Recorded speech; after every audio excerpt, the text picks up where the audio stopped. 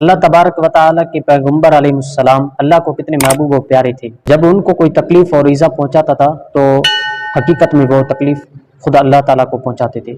ویسے بھی اللہ تعالیٰ نے فرمایا ہے کہ اگر آپ نے میرے ولیوں سے، میرے دوستوں سے آپ نے ان کو تکلیف دی ہے اور ان سے دشمنی کی ہے تو میں آپ سے اعلان جنگ فرماتا ہوں۔ آپ سورہ قلم کو پڑھیں گے آپ کو معلوم ہو جائے گا کہ یہ اللہ کے کتنے پیارے برگزیدہ بندے تھے۔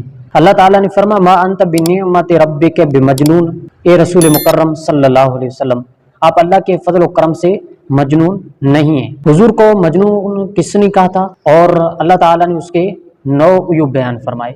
جس شخص نے آپ کو مجنون کہا تھا وہ ولید بن مغیرہ تھا، تو اللہ تعالیٰ نے جب حضور کو اس نے مجنون کہا تو اللہ تبارک و تعالیٰ نے اس کے 9 عیوب بیان فرمائے، اور جو 9واں عیوب تھا وہ بہت ہی خطرناک اس کے لیے تھا۔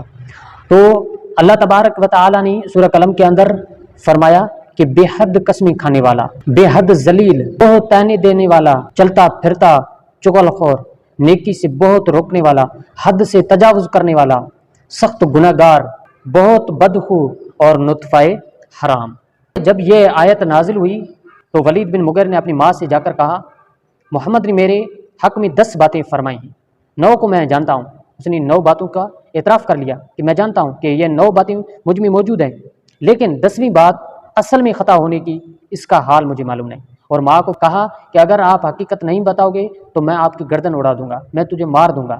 تو ماں نے کہا سچ بات یہ ہے کہ آپ کا باپ نامرد تھا اور میں نے اندیشہ کیا، خوف کیا کہ اس کے مرنے کے بعد تیرے باپ کی ملکیت دوسروں کی طرف چلی جائے گی، تو میں نے اپنے ایک نوکر رکھا ہوا تھا، چرواہی رکھا ہوا تھا، اس کو بلا لیا اور تو اس سے پیدا ہوا ہے۔